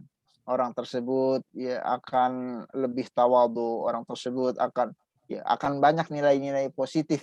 Ini sama seperti orang yang mendapatkan anugerah Allah berupa haji mabrur. Ini kan sering ditanya, apa indikasi kalau orang itu hajinya mabrur atau tidak mabrur? Ya, dilihat nanti pasca dia pulang dari ibadah haji. Dan orang yang dapat Lailatul Qadar nanti dilihat pas ke Ramadan, bagaimana sikap dia. Ya, kalau sikap dia nggak berubah, jangan-jangan bukan Lailatul Qadar, dia dapat Lailatul Qadar itu namanya. Ya, sebab kalau orang dapat Lailatul Qadar itu Allah anugerah dari Allah. Anugerah Allah itu tidak sembarangan orang Allah kasih. Enggak semua orang beriman Allah kasih Lailatul Qadar. Itu anugerah, sehingga tentu saja akan ada perubahan sikap, karakter, akhlak dan lain sebagainya, sehingga semakin hari dia akan menjadi pribadi muslim yang akan semakin baik, dan mudah-mudahan itu indikasi dia mendapatkan malam Lailatul Qadar. menurut yang disampaikan oleh sejumlah para ulama di dalam rumusan-rumusan kajian malam Lailatul Qadar. Baik. Baik, Ustaz. Kemudian dari Anih, apakah orang tua yang sudah renta tidak sanggup puasa wajib membayar fidyah? Ya, itu dalam kajian fikih memang asy-syaikhul kabir. Jadi ada orang-orang tertentu yang tidak diwajibkan berpuasa di bulan suci Ramadan. Ya, seperti anak kecil nggak wajib dia puasa. Seperti orang gila tidak wajib dia puasa. Termasuk para orang tua yang sudah renta usia. Dia khawatir kalau dia puasa sakit dia. Ya, nggak puasa aja sakit, apalagi puasa. Ya, khawatir karena mahnya sudah akut, makan nggak boleh terlambat. Ya, sudah stadium 3, khawatir kalau dia puasa nggak makan nggak minum mahnya kambuh. Ya, jadi kekhawatiran seperti itu yang tentu saja menurut ahli medis yang menganggap bahwa orang tersebut tidak boleh berpuasa, maka secara hukum syariat diperbolehkan dia tidak berpuasa di bulan suci Ramadan. Namun untuk bagi mereka yang sudah usia, mungkin ada orang tua kita yang umurnya 90 tahun misalnya. Kan masih ada orang yang umurnya 90 tahun, dia boro-boro dia mampu puasa, buat bangun aja mungkin udah nggak sanggup. Ya, maka boleh mereka tidak berpuasa, nanti puasanya itu sebagai kompensasi rukhsah dalam bahasa fikihnya itu diringankan, cukup dia untuk membayar fidyah saja. Ya tentu saja tadi kita sampaikan membayar fidyah itu bagian dari fikih siam, fikih puasa yang harus kita kaji ya secara khusus berapa besarannya. Ya nanti dibayarkan sejumlah puasa yang dia tinggalkan. Kalau dia nggak puasa 10 hari, ya fidyahnya 1 kali 10. Kalau puasanya 20 hari dia nggak puasa, 20 dikali sejumlah besaran fidyah. Kalau sekarang fidyah itu sudah ada nominalisasi uangnya ya, sudah bisa dikurus. Kayak zakat. Kalau zakat di Jakarta kisaran 35.000, kalau fidyah itu sekisaran 20.000, ya tergantung masjidnya. Maka tinggal dikalikan saja berapa jumlah puasa yang dia tinggal, ya dikalikan dengan jumlah fidyah yang harus dibayarkan. Itu menurut hukum fikih. Karena orang tua renta yang tidak mampu berpuasa, gugur baginya diberikan keringanan oleh syariat agama untuk tidak berpuasa, sebagai kompensasi digantikan membayar fidyah. Sebab agama itu bukan dalam rangka menyiksa manusia yang tidak mampu melaksanakannya. La yukallifullahu nafsan illa wus'aha. Baik, selanjutnya dari Yuli, jika di 10 hari terakhir belum bisa full iktikaf menjadi maisyah dan mengerjakan semua sendiri produksi bawang goreng, jadi suami hanya iktikaf. Terima kasih. Ya, ini juga bagian dari teknis sebenarnya ya. Yang namanya bisnis, ya ini apalagi bisnisnya punya kita. Ya, bisnisnya bawang, yang motong bawang kita, yang beli bawang kita, yang goreng bawang kita. Lah kan bisa aja kita atur. Ya, kita bosnya. Ya, motong bawangnya bulan Syaban, motong bawangnya. Gorengnya ntar di penghujung Syaban kita goreng. Iya, mau dijualin itu di iklan di awal-awal Ramadan. Ya, nanti sisain waktu itikaf, jangan nyari duit mulu kan begitu. Ya, rezeki kita sudah diatur sama Allah Subhanahu wa taala. Kita tidak akan mati kecuali rezeki yang sudah ditentukan itu kita ambil semuanya dari Allah Subhanahu wa taala. Ya, maka ini sebenarnya teknis. Ya, bisnis, tapi waktunya ibadah, jangan lupa kita ibadah. Ya, rugi. Ya, kita kejar dunia, padahal itu sudah pasti tentuan takarannya. Ya, apa salahnya? Ya, kita genjot usahanya di bulan Syaban. Ya udah, mau motong 2 karung bawang di bulan Syaban nggak masalah. Ya, mau produksi berapa karung silakan. Ya, tadi nanti sisihkan waktu 10 hari saja. Ya, nanti kalau mau produksi lagi entar bulan Syawal kan bisa. Ya, itu tentu saja dikomunikasikan dengan suami. Teknis, saya rasa itu teknis, dan masing-masing kita tentu punya problematika masing-masing. Justru yang lebih sulit itu pegawai-pegawai yang mungkin waktunya terbatas. ya karena bawahan, ya karena terikat aturan. Ya kalau ini mah juragan bawang mah nggak usah bertanya, ya tinggal diatur aja. Ya bagaimana Bi, ini kita ntar 10 hari mau itikaf, kita goreng bawang kapan, motong bawang kapan, ya, sehingga nanti bisa beriktikaf secara full.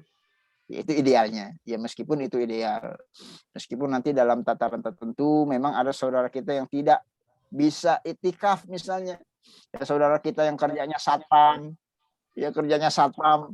ya malam-malam dia harus jaga, ya kalau dia di masjid diomelin, ini kemana ente jaga, bukannya di pos malah ke masjid, ya diomelin. Ya maka tentu ya Allah Maha mengetahui kondisi keadaan kita. Allah Al-Alim, Allah Al-Hakim, Allah Maha bijaksana, Allah Ar-Rahim, Allah Ar-Rahman, Maha pengasih lagi Maha penyayang. Maka lakukanlah ibadah apa yang bisa kita lakukan. Mungkin satpam malam-malam nggak bisa dia berdiam diri di itikaf di masjid, tapi kan setidaknya sambil jaga dia bisa baca Quran. Sambil jaga, sambil ngeliatin CCTV bisa dia berzikir. Sambil jaga kan bisa dia melakukan ibadah-ibadah lain yang tidak mengganggu aktivitas kerjanya. Ya, saya rasa Allah Maha memahami itu. Allah lebih paham kondisi keadaan kita. Dan ya Allah memaklumi kekurangan kita di dalam beribadah. Ya mudah-mudahan dengan upaya kita yang maksimal, dengan terus berdoa, bermunajat kepada Allah, mudah-mudahan Allah anugerahkan kita malam Lailatul Qadar. Amin ya rabbal alamin. Ya meskipun itu juga teknis pilihan. Ya, bisa saja mungkin kalau kita kerja ngajukan cuti, kan bisa. Ya, ngajukan cuti, Pak, saya mau cuti, mau apain, mau itikaf. Wah, kata bosnya, wah hebat nih pegawai. Ya, biar udah entar yang jaga gua aja, kata bosnya. Ente itikaf aja. Kan bisa jadi begitu. Ya, itu kan teknis juga sebenarnya. Silakan upaya itu dilakukan secara maksimal. Kalaupun tidak, itu tadi la yukallifullahu nafsan wus'aha. Innamallahu yuridul yusra wal yuridul usra. Allah itu menginginkan kemudahan bagi kita, tidak ingin menyulitkan kita. Ya, seikhlas keinginan kita, sekuat kemampuan kita, itulah nanti yang akan dinilai oleh Allah Subhanahu wa taala, insya Allah taala. Ya, baik. Adapun itikaf setelah, hanya bisa itikaf ba'da tarawih sampai subuh. Ya, itu boleh itikaf sampai tarawih ba'da subuh.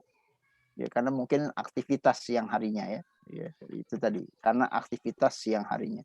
Ya itu alhamdulillah syukur ya dibandingkan, dan itu lebih baik kondisinya dibandingkan saudara kita tadi kita kasih sampel satpam, dia malah malamnya nggak bisa, siangnya bisa.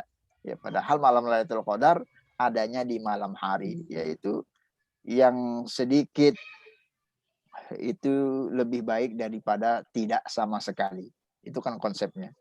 Yang sedikit jangan sampai hilang juga. Yang sedikit itu kita manfaatkan dengan sebaik-baiknya, ya silahkan sisanya kita mencari rezeki, meskipun itu sekali lagi teknis ya.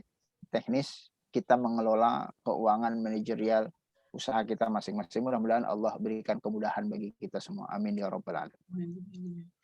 Ya, Ustadz, ini makin lama makin pertanyaannya makin seru gitu nih Ustadz. Hanya kami harus memberikan kesempatan juga bagi Akhwati Fillah yang ingin bertanya secara langsung. Karena ini berkenaan dengan door prize, Ustadz. Kayaknya pertanyaannya harus dijawab semua. Baik. Silakan Akhwati Fillah yang ingin bertanya secara langsung. Mildan ya, Milda Aldama SMAN 115.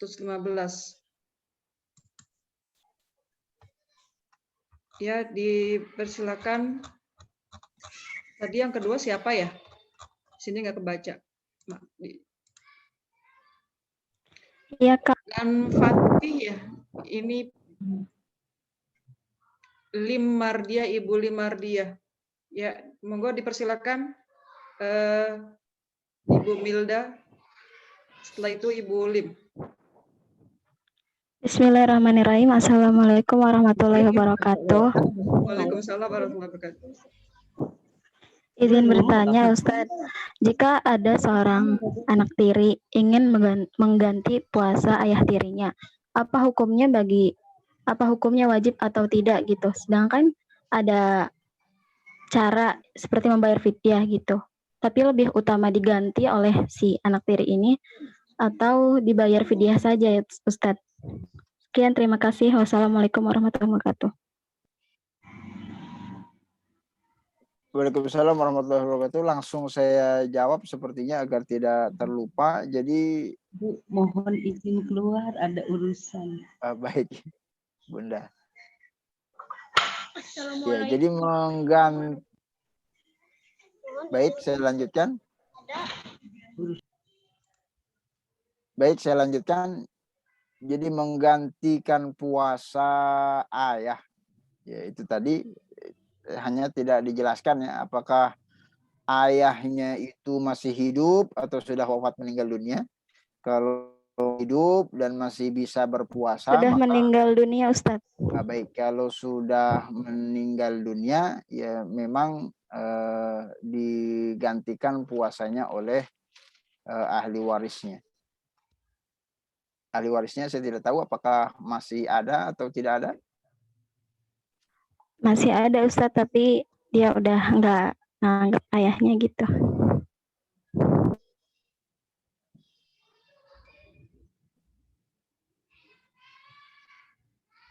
Ya, Iya. Ustadz.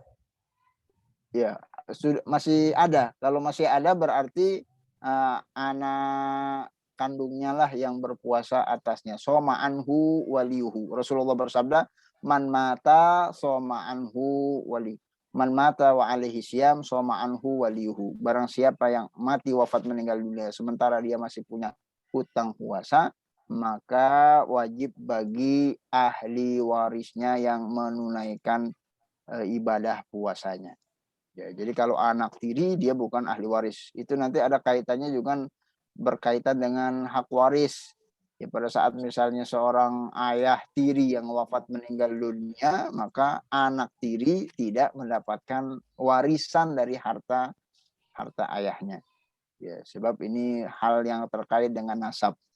Adapun anak kandungnya misalnya dia tidak ingin menunaikan kewajiban yang harusnya dilakukan untuk ayahnya, ya berarti nanti hitungannya antara dia dengan Allah Subhanahu wa taala. Ya, jadi anak tirinya boleh, Ustaz, tidak punya kewajiban. Tidak punya kewajiban untuk puasa atas nama ayah tirinya. Ya, kalaupun dia ingin mempuasakannya sebagai tatawuan. Tatawuan itu perkara yang bukan diwajibkan. Itu sah-sah saja. Seperti misalnya melakukan kebaikan-kebaikan yang lainnya. Misalnya kita walaupun tidak punya ada hubungan keluarga ingin umroh atas nama Fulan bin Fulan. Kita ingin berkurban atas nama Fulan bin Fulan. Kita ingin bersedekah atas nama Fulan bin Fulan. Meskipun tidak ada hubungan keluarga, itu sah-sah saja dalam syariat agama. Termasuk hal yang berkaitan tentang puasa. Tapi dia tidak berkewajiban. Yang wajib itu ahli warisnya. Wallahu a'lam bishawab. Baik, syukran jazakumullah, Ustaz. Selanjutnya Ibu Iim ya? Ya. Ibu Iim dipersilakan. Ya, baik. Assalamualaikum warahmatullahi wabarakatuh. Waalaikumsalam warahmatullahi wabarakatuh. Dan saya izin bertanya terkait fidyah. Jadi kasusnya itu si ibu itu kan sedang menyusui ya bulan Ramadan tahun lalu itu. Kemudian anaknya baru sekitar 3 bulanan. Nah, kemudian beliau itu bertekad akan membayar fidyahnya gitu, akan membayar mengkodok puasanya itu ya Ustaz ya. Nah, tapi sampai saat ini si ibu tersebut belum mampu gitu saat untuk membayar kodok puasa tersebut gitu. Bagaimana gitu ya, apakah fidyah saja atau memanfaatkan waktu yang 1 bulan ini untuk melakukan puasa sebisanya gitu, atau bagaimana Ustaz baiknya? Itu aja Ustaz pertanyaannya. Baik, ibunya tidak puasa kenapa? Karena menyusui itu Ustaz, ada halangan gitu. Baik. Jadi bagi mereka yang tidak berpuasa karena menyusui, diperbolehkan untuk tidak berpuasa, lalu kemudian nanti digantikan puasa di hari yang lain selain di luar dari bulan suci Ramadan. Iya. Ya, meskipun nanti di sana ada khilafiyah di antara para ulama mengenai tentang hukum pada saat seseorang yang dia hamil ya. Apakah yang dikhawatirkan itu dirinya, apakah yang dikhawatirkan itu janinnya. Jadi kekhawatiran terhadap janin dan kekhawatiran terhadap diri ini nanti berpengaruh terhadap implikasi hukum. Apakah dia harus berpuasa ataukah cukup dengan membayar fidyah saja. Ya, di situ ada khilaf di antara para ulama dan tentu saja kita tidak tahu ya mau pendapat yang mana yang diikuti dari khilaf di antara para ulama tersebut. Ya, saya rasa itu kebebasan kita bagi memilih pendapat-pendapat yang ada karena memang masing-masing mazhab punya landasan argumentasi yang bisa dipertanggungjawabkan secara ilmiah. Dan itu tadi yang kita semua ya perlu dan penting dalam mempersiapkan Ramadan untuk melandasi hal tersebut dengan ilmu. Itulah yang disebut dengan fiqhus syiyam. Jadi fiqhus syiyam itu panjang kali lebar pembahasannya. Ya tidak cukup ya 5 menit kita bahas. Ya nanti silakan kalau memang berkenan dengan siap ingin saya lakukan sebagai pembicara untuk membahas tuntas fiqhus syiyam. Ya, saya sendiri punya slide khusus fiqhus syiyam itu lebih dari 40 slide. Ya, bahas dari A sampai Z. Ya, apa itu puasa, rukun-rukun puasa, perkara yang membatalkan puasa. Ya, kemudian terkait dengan teknis-teknis apa yang tadi disampaikan. Bagaimana kalau seorang ibu yang menyusui kemudian dia tidak berpuasa, apakah wajib puasa saja atau cukup dengan membayar fidyah, termasuk dengan ibu yang sedang hamil. Ya, itu nanti ada tergantung latar belakangnya, apakah dia khawatir janinnya atau terhadap Ustaz, dirinya itu sih atau dia lebih khawatir ke tuanya. anaknya aja gitu. Kan hutangnya katanya 10 hari gitu, Ustaz. Sedangkan usia anaknya itu sekitar setahun 2 bulanan gitu. Nah, jadi punya utang 10 hari berarti yang 10 hari itu sebaiknya bagaimana, Ustaz? Difidyahkan kalau menurut Ustaz sendiri gitu. Fidyah saja atau diusahakan ganti gitu karena anaknya sudah makan gitu. Iya, kalau memang sudah tidak ada halangan suatu apapun, sudah tidak menyusui, silakan kalau mau berpuasa untuk menggantikan puasa yang sebelumnya di puasa di bulan Sya'ban. Ya, karena tadi kan ada hadis riwayat Aisyah bahwa Sayyidah Aisyah mengqadha puasanya itu di bulan Sya'ban. Oh iya. Jangan sampai nanti lewat di Ramadan yang Lebaran akan datang. Ya, bayar hutang puasa tahun lalu. Itu pun ada khilaf di antara para ulama apakah cukup membayar hutang puasanya atau ditambah penalti plus fidyah bagi mereka yang mengqadha puasa tahun lalu. Makanya sebelum kadaluarsa expired ya, maka silakan pergunakan waktu bulan Sya'ban untuk mengqadha hutang-hutang puasa sebagaimana yang dilakukan oleh Ibunda Aisyah radhiyallahu anha. Sebab kalau tidak dibayar sekarang, kita puasa nanti Syawal, di sana ada khilaf di antara para ulama. Salah satunya adalah selain dia wajib mengqadha puasa, nanti akan ada plus bayar fidyah sebagai penalti dia tidak mengqadha hutang puasanya di tahun tersebut. Wallahu a'lam bishawab. Baik Ustaz, syukran jawabannya. Ya, baik Ustadz, ini berhubungan dengan waktu, pertanyaannya masih banyak. Ya, Masih ada beberapa lagi. Yang Cici nih ya. Iya, ini ada pertanyaan yang tidak, jadi mohon maaf bagi ibu-ibu semua yang pertanyaannya tidak berhubungan, ada yang tidak berhubungan dengan materi, mungkin nanti akan dijawab di grup insya Allah.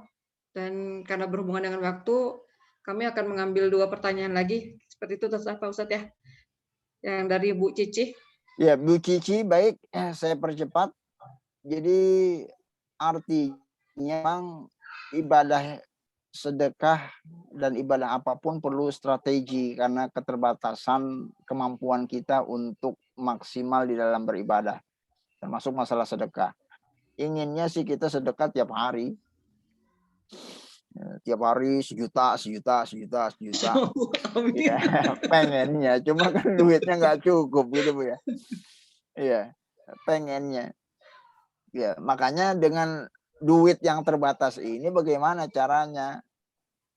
Ya, kalau kita punya duit 1 juta, ya jangan dihabisin 1 juta sekarang. Nanti Ramadan kita bengong orang lain sedekah. Ya, padahal 1 juta sekarang itu pahalanya beda dengan 1 juta kita sedekahkan di malam Lailatul Qadar. Hitungannya kata udah dibaca. Jangankan 1 juta, goceng aja itu 150 juta. Nah, sekarang kalau mau hitung-hitungan, siapa di antara kita yang sudah pernah sedekah 150 juta?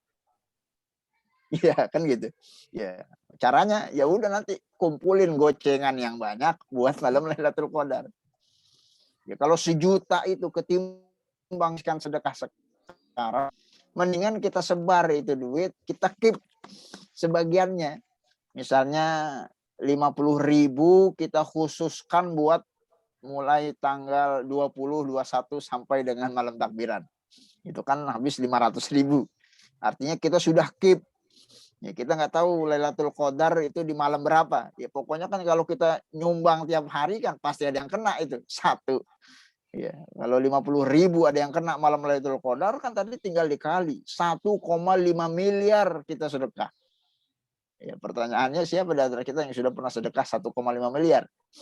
Ya, kalau pengen pahala sedekah 1,5 miliar, sisain duit 50.000 buat di penghujung 10 terakhir malam Lailatul Qadar. Ya, jadi ini lebih kepada strategi. Ya, bukan berarti hari ini kita nggak boleh sedekah. Silakan, Ibu sedekah hari ini silakan. Yang rutin biasakan silakan lakukan. Tapi jangan lupa di depan ada malam Lailatul Qadar. Di depan ada bulan Ramadan yang sedekah di sana lebih utama. Di depan, ya demikian. Itu bagian dari motivasi kita untuk strategi melakukan ibadah kepada Allah Subhanahu Wa Taala agar usia kita yang terbatas ini, finansial kita yang terbatas ini, tapi bisa mendapatkan pahalanya secara maksimal. Insya Allah Ta'ala. Demikian Bunda maksudnya. Baik, Ustadz, ini yang terakhir insya Allah. Dan bagi akhwat fillah yang pertanyaannya belum dijawab, insya Allah sekali lagi panitia akan menjawab di grup WA. Dipersilakan Ustadz, karena ada 2 pertanyaan di sini dari Rumah Quran, Abdurrahman. Amalan ibadah bagi yang sedang haid. Ya, kalau dalam kitab fikih memang wanita yang sedang haid itu tidak boleh melakukan beberapa ritual ibadah tertentu yang mempersyaratkan toharah. Jadi yang nggak boleh itu bagi wanita haid melakukan ibadah tertentu yang dipersyaratkan toharah. Salah satunya nggak boleh sholat. Berarti yang lagi haid kan nggak boleh tarawih. Yang lagi haid nggak boleh megang mushaf. Ya, berarti kan dia nggak boleh pegang-pegang mushaf. Ya, yang lagi haid nggak boleh i'tikaf di dalam masjid. Ya, sebab orang masuk masjid itu nggak boleh bagi wanita haid. Berarti kan dia nggak bisa i'tikaf di dalam masjid. Wanita yang demikian. Ya, tapi ibadah-ibadah tertentu dia tidak dilarang. Ya, seperti misalnya berzikir. Ya, zikir kan mau haid mau nggak haid boleh. Ya, ibunda lagi haid silakan zikir yang banyak. Subhanallah, subhanallah, alhamdulillah. Astagfirullah, astagfirullah, astagfirullah. Sholawat kepada baginda Nabi itu nggak dilarang bagi wanita haid. Allahumma sholli ala Muhammad, Allahumma sholli ala Muhammad. Menghadiri kajian-kajian ilmu itu kan juga ibadah. Ya, streaming YouTube, ya, zooming itu juga bagian dari ibadah. Lakukan yang banyak. Jadi ibadah itu macam ragam. Ya, apalagi tadi sudah disebutkan tuh selain sedekah. Berarti kan udah tahu kalau sedekah tidak dilarang walaupun lagi haid. Ya, kalau ibu lagi haid, aduh ibadah apa nih bingung. Udah sedekah. minta nomor rekening Ustadz, saat nomor rekeningnya bisa transfer misalnya, itu kan ibadah. Amin. Ya, amin. Ya, ibadah itu nggak terbatas. Ya, jadi masih banyak jalan menuju surga. Bukan Roma ya Ustaz? Jangan khawatir, Allah Maha Adil. Ya Allah kasih wanita haid itu kan sebenarnya udah ente istirahat aja ya kan, begitu kata Allah. Pahala cari yang lain, cari yang ringan-ringan. Yang insya Allah kalau tekad kita kuat ingin ibadah, ya Allah saya sebenarnya pengen itikaf, tapi karena lagi haid nggak bisa itikaf. Kita kira dikasih nggak pahala itikaf sama Allah? Ya Allah sebenarnya saya pengen ngatamin Quran kebet-kebet, saya saya nggak hafal Quran ya Allah, makanya saya nggak bisa ngatamin karena nggak bisa kebet-kebet karena lagi haid. Ya, bukankah kita sering baca innamal a'malu binniyat wa innamal likulli imri'in ma nawa. Orang itu tergantung niatnya. Dengan niat itu Allah akan ganjar sesuai dengan niat apa yang kita sampaikan insya Allah ta'ala. Kalau niatnya itu niat dengan kuat dan niat yang ikhlas. Ya, wa may yuhajir fi sabilillah. Barang siapa yang hijrah menuju jalan Allah Subhanahu wa taala, summa yudrikuhul maut. Di tengah jalan dia mati belum sampai ke Madinah. Faqad waqa'a ajruhu 'ala Allah. Kata Allah, dapat dia pahala hijrahnya walaupun belum sampai dia di Madinah. Kenapa? Dia sudah niat pengen hijrah tapi keburu mati. Alhamdulillah. Ya, sepulang dari peperangan Rasulullah bersabda kepada para sahabatnya. Ya, kata Rasulullah, inna fil Madinah lirijal, itu di Madinah ada orang kampung kita yang nggak ikut perang sama kita. Nggak ikut daki gunung, nggak ikut membelah padang pasir, nggak ikut berperang. Ya, tapi mereka mendapatkan pahala yang sama dengan apa yang kita dapatkan. Kata Rasulullah, habasahumul marad. Ya, mereka nggak ikut perang sama kita karena mereka lagi sakit. Tapi di dalam hati mereka sebenarnya udah niat, saya kalau sehat saya mau perang jihad sama Rasulullah. Tapi karena lagi sakit nggak ikut perang dia. Tapi pahalanya Allah berikan secara sempurna insya Allah ta'ala. Ini Rasulullah yang sabdakan. Ya, Rasulullah SAW juga pernah bersabda, barang siapa di antara kita yang niat qiyamul lail, ya Allah ntar malam saya pengen niat qiyamul lail. Ya, faghalabahu ainah, ternyata matanya ngantuk, kecapean. Ya, mungkin semalam dia habis rapat. Ya. Semalam dia untuk persiapan apa, akhirnya ketiduran, pules. Ya. Apa kata Rasulullah SAW? Allah catat itu niat sholat malamnya, lah kan dia lagi tidur. Kata Rasulullah, fakana naumuhu sadaqatun 'ala Allah. Tidurnya dia itu bentuk sedekahnya Allah Subhanahu wa taala kepada hamba tersebut. Ya Allah pengen sedekah. Udah ente tidur aja, ntar pahala ana yang kasih kata Allah Subhanahu wa taala. Ya, padahal kalau Allah mau bangunin bisa nggak itu? Ya. Apa susahnya bagi Allah membangunkan kita yang lagi tidur kalau kita memang sudah niat qiyamul lail, tapi Allah nggak bangunkan. Allah ingin sedekah sama kita biar kita disuruh istirahat tapi pahalanya Allah berikan. Ya, jadi jangan khawatir bagi ibu-ibu yang lagi haid. Masak yang enak buat lakinya biar semangat makan sahurnya. Masya Allah. Itu juga bagian dari ibadahnya kaum wanita. Ya, ya. Terus Kak, cuci baju suami yang rapi, yang wah itu juga bagian dari pahala. Jadi banyak jalan menuju surga. Ya, adakah surat yang khusus yang dibaca pada 10 malam terakhir? Ya. Ya, ini pertanyaannya kalau surat tadi ya, doa Allahumma innaka afuwun karim tuhibbul afwa fa'fu anni. Yaitu dari Rasulullah sallallahu alaihi wasallam. Ya, kalau pertanyaannya surat apa yang dibaca biar dapat malam Lailatul Qadar? Ya mungkin semua orang baca surat itu semua biar dapat. Ya, karena nggak ada ya masing-masing kita ya mencari, taharrau. Ya, cari, berburu.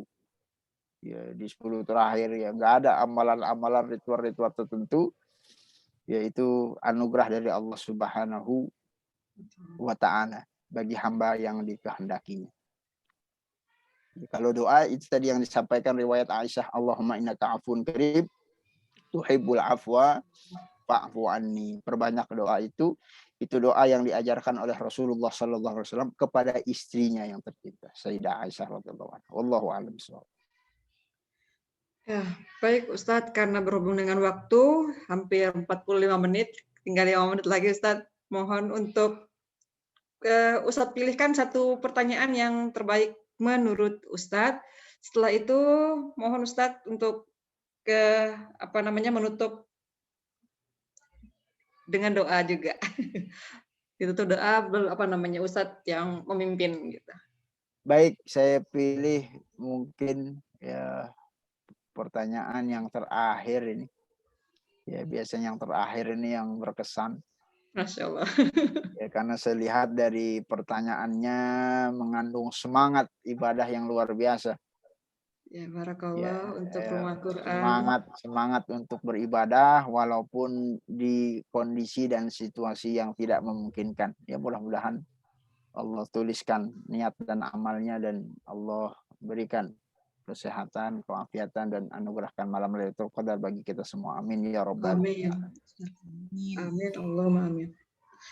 Baik Ustadz, acara selanjutnya dilanjutkan dengan doa yang akan dipimpin oleh Ustadz.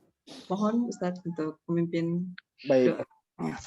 Baik, terima kasih atas permintaan. Kita tutup dengan doa dan tentu saja pengaminan kita semua mudah-mudahan menjadikan doa ini lebih berbobot istijabah di hadapan Allah Subhanahu wa taala. Karena waktunya yang sangat terbatas, ya kita cukupkan dengan beberapa cuplikan doa dan juga sebaliknya dan sebaiknya kita mendawamkan doa yang kita baca itu di dalam keseharian di bulan suci Ramadan, terutama di waktu-waktu yang mustajab, apalagi di malam-malam Lailatul Qadar. Ya, doa yang singkat, padat, berisi, mencakup seluruh yang disebut kalau bahasa kita doa sapu jagat. Dan ternyata Rasulullah ajarkan itu di dalam sabda-sabdanya. Ya, ini nanti rekan-rekan bisa baca di kitab Fiqh Sunnah ya. Itu ada namanya doa-doanya Rasulullah Sallallahu Alaihi Wasallam yang jami', yang komprehensif. Baik, kita baca Bismillahirrahmanirrahim. Rabbana atina fid dunya hasanah wa fil akhirati hasanah wa qina adzabannar. Mudah-mudahan Allah berikan kita kehidupan dunia yang baik, kehidupan akhirat yang baik, dan Allah selamatkan kita dari siksa api neraka. Allahumma inna nas'alukal huda wat tuqa wal afafa wal ghina. Kami memohon kepada Allah untuk memberikan kita hidayah, memberikan kita ketakwaan, memberikan kita kecukupan, dan memberikan kita kekayaan, dan tentu saja kekayaan hati di dalam menyikapi kehidupan di dunia. Doa yang ketiga, Allahumma inna nas'aluka bikulli ma sa'alaka bihi nabiyuka Muhammadin sallallahu alaihi wasallam. Kami memohon dan meminta apa saja yang pernah dipinta oleh baginda Nabi besar Muhammad sallallahu alaihi wasallam. Wa na'udzubika bikulli masta'aza minhu nabiyuka Muhammadin sallallahu alaihi wasallam. Kami memohon perlindungan dari apa saja yang pernah dipintakan perlindungan dari baginda Nabi besar Muhammad sallallahu alaihi wasallam.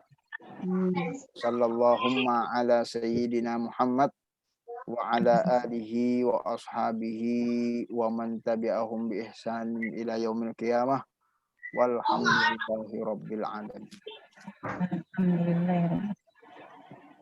Baik, terima kasih banyak Ustadz atas materi yang disampaikan. Mudah-mudahan apa yang disampaikan oleh Ustadz bisa kita semua laksanakan di keseharian kita sebelum Ramadan, menuju Ramadan, dan saat Ramadan.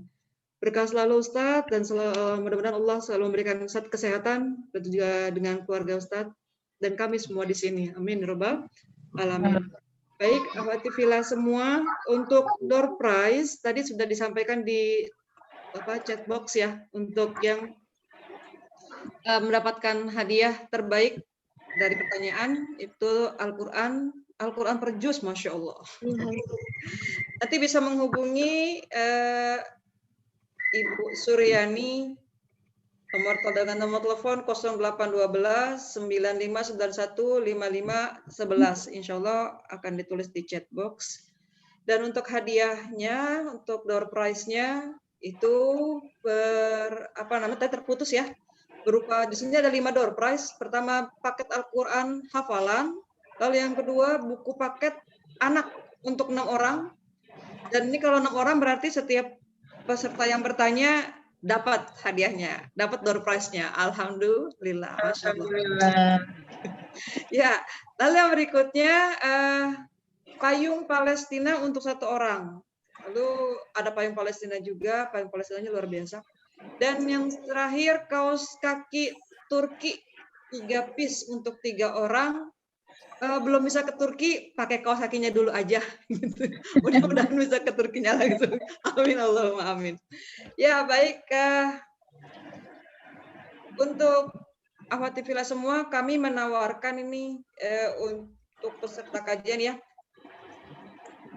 Untuk kajian fikih Siam, apakah bersedia atau untuk kita adakan atau tidak gitu? Kajian fikih Siam. Kira-kira bagaimana nih akhwati fillah semua? Setuju atau tidak apabila kita mengadakan kajian? Ya?